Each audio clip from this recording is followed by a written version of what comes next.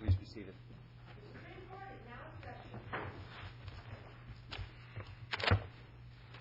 This is the matter of the hospitalization of HR. Counsel, are you ready? Good morning. Good morning. Mr. Chief Justice, may it please the Court. After years of deteriorating relations with her homeowners association, on December 2nd, 2014, the homeowners association, through their lawyer, signed a petition for authorization for evaluation, involuntary evaluation. But that petition was not filed for 3 days until the afternoon of December 5th. An ex parte hearing was held that same afternoon, and an hour and a half or so later, the magistrate issued a recommendation that the order be granted. HR was taken into custody that evening while she was lighting Shabbos candles and confined at API over the weekend. On Monday, the hospital determined that she did not meet hospitalization or commitment criteria and discharged her. This appeal really covers two primary issues. One is that the procedure employed by the Superior Court did not comply with that part of the statute that requires a screening investigation be conducted or ordered. And it's our contention that such a screening investigation is required in order for, first, certainly to comply with the statute. It's mandatory, and the state as amicus agrees that it's mandatory. But also that in order to comply with due process, that screening investigation is an integral part of it, including that the respondent is to be interviewed if possible. So when you look at due process and the requirement that the process is required, depending on the circumstances, I think if you're looking at dispensing with formal notice and an opportunity to be heard, that this screening investigation it certainly allows the respondent to present his or her side of the story to the screener, which presumably is neutral. And so I think that it's necessary that statute be followed, not only to follow the statute, but for due process. The statute says that the screening process should include an interview of the respondent if possible. Correct. Would you agree that, given the words if possible, that it's not mandatory that it be done in every case? I think the screening investigation is mandatory. The interview only if possible. Not in every case? Yeah, if it's not possible. Right. Yes, Your Honor. It's also our position that in order to find the statute compliant with due process, that this court should hold that the screening investigation should also consider whether or not there's a less restrictive alternative. That's a fundamental tenet of substantive due process for fundamental rights, for deprivation of fundamental rights. And in this case, in these situations, that's really an important thing, because it's not really necessary in all cases to confine someone and bring them into the hospital.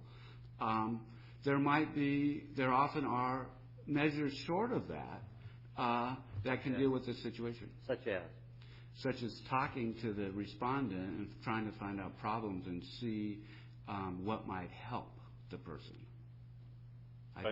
Isn't that requirement implicit in the requirements for hospitalization, that the respondent be gravely disabled or pose a serious danger to themselves or other people? Well, Your Honor, I think this particular process is before that determination is made. And I think even if someone is, say, gravely disabled, it doesn't mean that they wouldn't accept help that was short of confinement. As I mentioned, the state agrees that the screening investigation is mandatory, but doesn't want there to be rigid requirements imposed. it's hard to disagree. I don't really disagree with that as a broad matter, but I would say that it seems to me that reliance on the... Let me take you back to your lesser restrictive alternative again, because I'm troubled by this. Because where we're at a probable cause hearing for an emergency evaluation. What would be the lesser restrictive alternative to ordering the evaluation?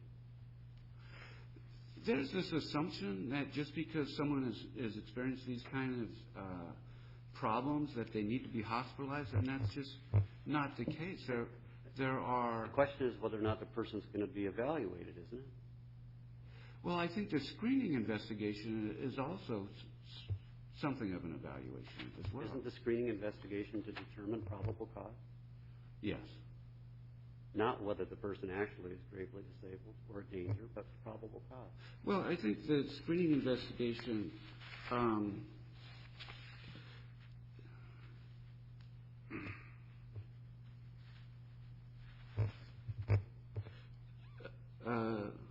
is whether the person alleged to be mentally ill as a result of that condition is gravely disabled or to present a likelihood of serious harm to self or others. But whether it's been alleged enough to warrant an emergency examination. Yes. Yeah. What would be the lesser restrictive alternative to an emergency examination? Maybe I feel like I've answered that question. I mean, so from my perspective, one of the things, probably the most important thing, is to engage with the person and find out what the problems are and try and address those problems, short of taking the person into confinement and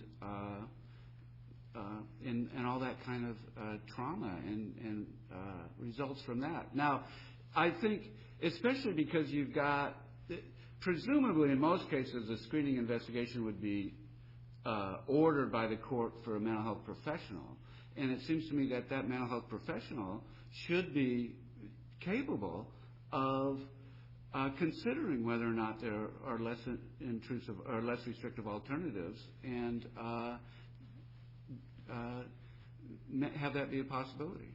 It seems to me, though, and I'm having trouble with your argument also, because at this stage, all the court is trying to do is determine whether there's probable cause. The court is not making a finding, based on the testimony of a psychiatrist or a psychologist or something like that.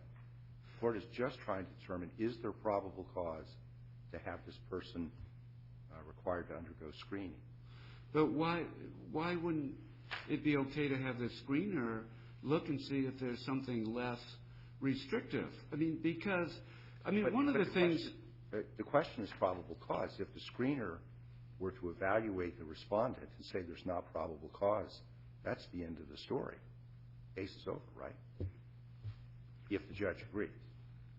But if there's probable cause, then we proceed to the next level.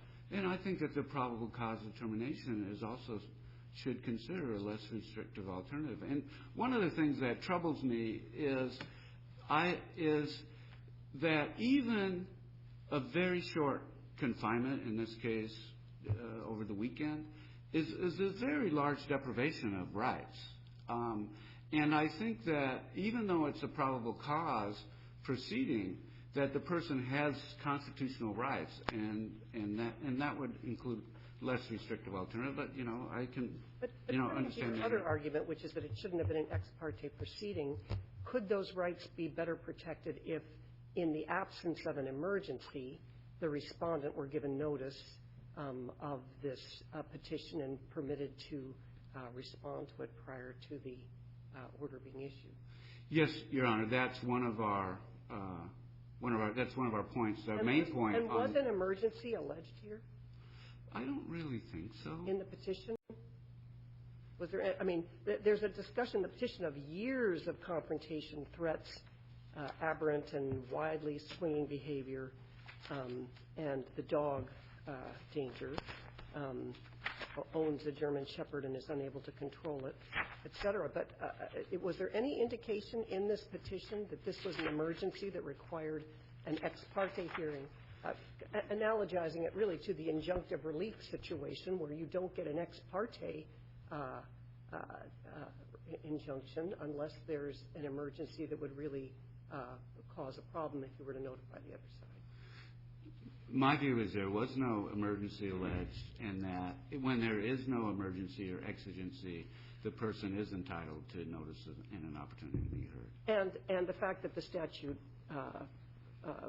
presumes that you may even want an interview in the screening process with a respondent would indicate that at least the legislature contemplated that not every one of these would be a surprise to the respondent when the order was finally issued, correct? Yes, and they are now, I think, most often. And I would also point out that the statute says after receiving the screening investigation, the court may issue an ex parte order. It's not required to issue an ex parte order, and if the screening investigation doesn't reveal any kind of emergency, I think that there could be it's the emergency that would be required for the ex parte aspect of the order. I mean, if the respondent were given notice, you had a hearing and the respondent were there, and the trial court made a determination that there was probable cause to require the order, that wouldn't be a problem, right? Correct, Your Honor. Is it your position that the screening investigation has to be conducted by someone other than a judicial officer? No, the statute says the court may conduct or order a mental health professional that's, contracted with by the... So that's not an infirmity in this procedure from your perspective? Excuse me? That's not an infirmity in this procedure from your perspective, the lack of having a mental health professional involved from the outset? Well, there wasn't. I mean, the court didn't conduct it either. It's our view that an ex parte hearing cannot be a screening investigation because you just hear one side. Now, the state makes the point that under what's called a police officer application, a doctor or a police officer can have someone, brought in without any judicial involvement at all, and then the hospital may file an ex parte petition. I think that probably does qualify as a screening investigation at that point.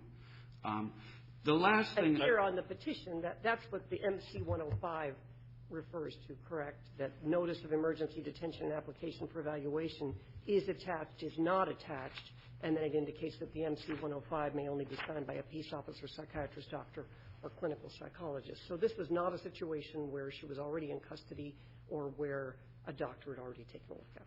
Right, and I think that's really a key distinction between this case and the Daniel G. case, where this court felt that since the person was already in custody, that his rights would be more likely, the deprivation of rights would be would last not as long without it going through a hearing because he's already in custody. And so by not having a hearing, it was more protective of the person's rights. Where here you have the person not out of custody, and so the opposite is true in that conducting the screening investigation or not having an ex parte hearing when it's not justified is more protective of the person's rights. So, thank you. Mr. Chief Justice, and may it please the Court, my name is Robert Schmidt. Starting in 2009, when HR moved into Seacliff, there was a steady decline in relations between HR and her immediate neighbors as well as other people within the association. This office, my office, became involved in 2013 on behalf of the association when there were cross petitions for stalking restraining orders filed. The petition of the immediate neighbor, the Colsons, was granted and HR's was denied. HR ultimately was convicted of violating the terms of that restraining order. The situation continued to deteriorate, And ultimately, the board felt that they had a person who was engaging in bizarre behavior, who had a very dangerous instrumentality with her, the dog. And the situation was deteriorating over time, and the board met and wrestled with what to do. These people are volunteer board members of a community association. And just for the record, when did it meet? It met in December of 2014. How long before the petition was filed? Approximately a week, which may put it in late November of 2014. But the point being that as volunteer board members in a community association, they typically are worried about things like making sure the parking lot gets plowed. They are worried about making sure the grass gets cut in the summer. And yet they were confronted with a situation that I wouldn't wish upon any community association board, a person who, to the lay eye, is exhibiting signs of mental illness. For example, videotaping with her iPhone conversations while you're talking with her, taking pictures inside open windows of people's houses, their homes in Seacliff. Her prior German Shepherd killed another dog on the premises. Did the board discuss calling animal control? Animal control was called and has been called a very large number of times. As a matter of fact, there have been, I believe, 27 instances of the police being called out to Seacliff in some fashion or another involving, as I understand it. One of them involved... My apologies, Your Honor. There was one instance involving the Anchorage Police Department SWAT team being brought out. There was discussion a few minutes ago regarding what was the emergency. Two incidents. This past summer, the groundskeeping contractor was attacked and bitten by HR's dog. Was there an emergency 5 minutes before that? We don't know. We have security camera video showing that HR has been pulled over by her dog. And there's also security camera video showing HR standing at her landing with her German Shepherd at her side, barking viciously, while her neighbors across the hall are trying to walk up the stairs and get into their unit. And what is the relationship between that behavior, allegedly, and her mental illness, allegedly? The issue that I tie that to is the emergency. I analogize this to them sitting on a powder keg. And, for example, this summer when the groundskeeper got attacked by the dog, there was an emergency at the time that happened. But was there still an emergency with respect to that incident in November? I mean, there's a long period of time between summer and November. There's been a pattern of these incidences, and it was a matter of the board was in a situation of, do we wait until someone gets hurt? What is the board's potential liability to the groundskeeper, knowing that there was a dangerous, what they believe to be a dangerous dog on the premises? Are there rules of the homeowners association that would address these issues? Yes, there are. And what did the board do to invoke those rules? The board has a lawsuit pending in Superior Court for her violation of these rules, including the overly large and aggressive dog. Let me hone in on my concern. It isn't that the petition was filed. It isn't that the board felt it was responsible to file the petition. I don't understand. If this were just a simple injunctive relief petition and I were the trial judge, given that it was a steady decline, that it had been going on for years, that there were issues from the summer that were part of the pattern, I wouldn't consider hearing this on an ex parte basis. And with an injunction, most injunctions don't deprive people of their freedom, their personal liberty. And so my question is, and perhaps you don't have a position, why shouldn't the trial court have been required, and why shouldn't we indicate in the future that in this type of petition, if it's filed by a private party, not a psychiatrist, not the police, not the state, but if it's filed by a private party, why shouldn't we require that there be an allegation of emergency in the petition, which I don't see here, before, and some indication of what harm would flow from allowing a respondent to come in and present the respondent's case prior to issuing this order. The Homeowners Association utilized the process that was available to it. So you may not have a position. And had we would have been, the association would not have objected to notice necessarily. Although I do believe that it must be recognized that the association was in a horrible position with a person that it sincerely believed to be mentally impaired who had ready access to a dangerous instrumentality. Defining an emergency is difficult when at any moment there can be something bad can happen, and in fact has happened. I'm just talking about emergency defined as the type of emergency that would prevent you from giving notice to the other side, to let them come in on an expedited basis the same day, the next day, just to be there in the courtroom. There was nothing like that. The ex parte process is what is available to petitioners, and that was what was done in this case. Let me ask it this way. Is there anything in this record that indicates that it would have been impossible for the magistrate to interview the respondent? There is nothing in the record that would indicate whether it was or was not impossible for him to contact the respondent. And do you agree with reading of the statute that I think is consistent with the state's and the respondent's position, that the statute requires the magistrate to interview the respondent if possible?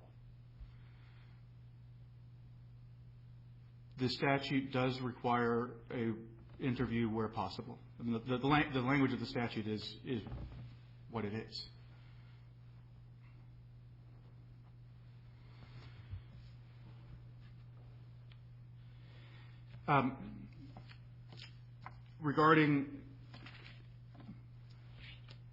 While this may be the case where this court gives direction to lower courts regarding issuing these sorts of orders on an ex parte basis, the court still needs to address your precedent on the mootness doctrine, and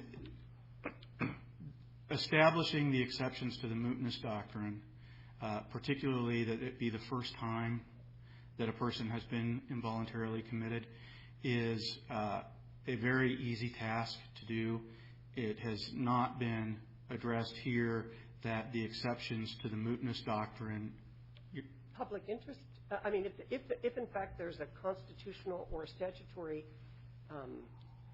aspect to whether this type of thing should be done ex parte without either bringing the respondent into the courtroom or at least attempting to interview the respondent, wouldn't the public interest exception to the mootness doctrine clearly apply?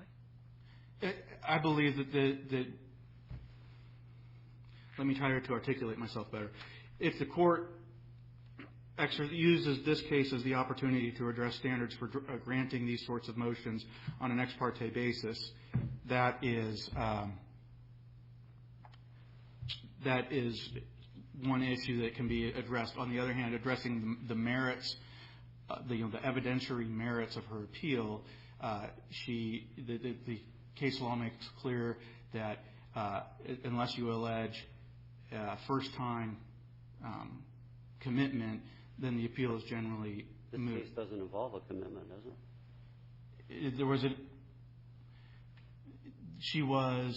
a petition for... There was an emergency examination, but there was no commitment, no 30-day commitment. There was no 30-day commitment. That's correct, Your Honor. There was a 72-hour involuntary examination by API.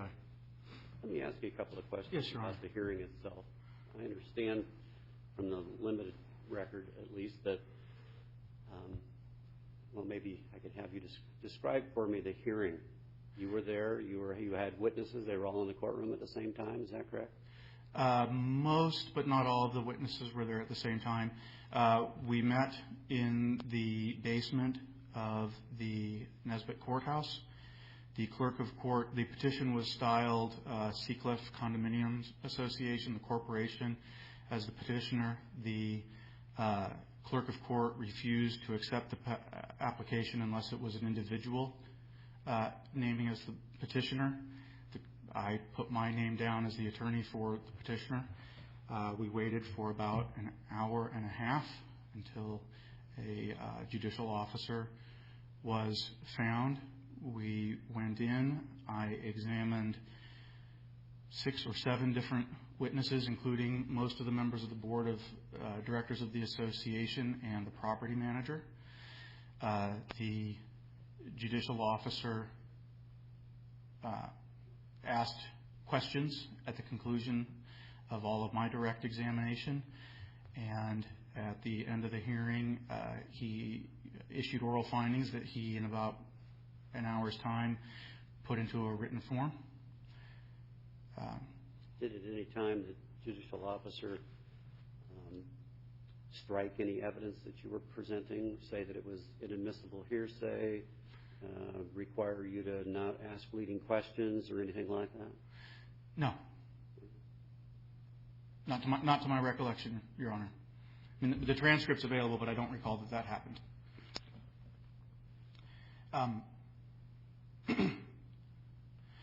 The follow-on to this, the association remains gravely concerned about the substance of the misconduct, and there is a pending lawsuit and a preliminary injunction motion pending in Superior Court. The board members, everybody who testified against him has... Sir. I apologize, Your Honor. I apologize. Everybody who has testified against the petitioner, the appellant in this case, has been named as a defendant in that lawsuit for, among other things, statutory tort for the bringing of a bad faith mental health commitment. The association is extremely concerned that testimony given under oath is now being used where the statute clearly says that the remedy for bad faith or filing is criminal investigation, and is seriously concerned about the policy implications of allowing people who bring a petition, testify under oath, to then be sued for violating a statute, AS 47-30815, when it appears that the purpose of that statute is to immunize people so that they don't have to fear. What does that have to do with this appeal? I mean, I understand the concern, but what does it have to do with this appeal? We invite this court to utilize this appeal to address that concern, that these people who gave that testimony are now being hailed into court for having utilized the process that is available. Wouldn't those be issues to raise in that lawsuit? And they have been. There are also pending motions to dismiss. So wouldn't it be a little odd for us to reach out and decide something that hasn't been briefed, hasn't been argued, that we don't really have a record on or anything else in this case? Your Honor,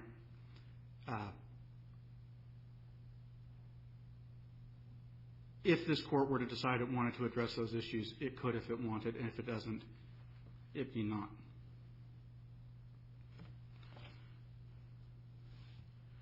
And unless the court has any other questions, I have nothing further. Mr. Scott, you have 5 minutes, sir. Thank you. I don't think I'll take that much time. The first point I want to make is that the factual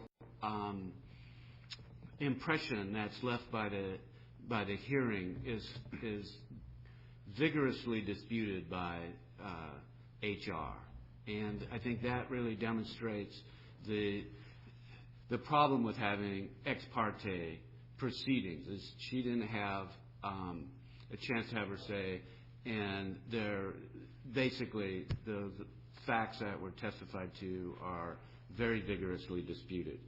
I think Mr. Schmidt left the impression that the lawsuit to enforce the homeowners association covenants or whatever was pending before the petition for here, but I think that it actually was filed once HR appealed this.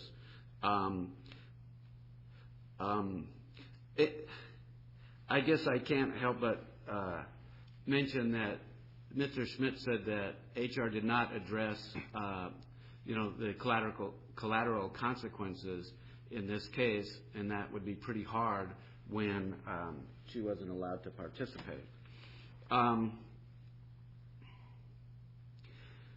I could go into the mootness and public interest exception. I think it's clearly established here. I frankly think that. But to the point made by opposing counsel, even if we were needing to address the constitutional issue regarding ex parte hearings or the statutory issue regarding failure to interview the respondent, is there any reason that the mootness exceptions would stretch to deciding whether the evidence in this case supported the Superior Court's probable cause determination?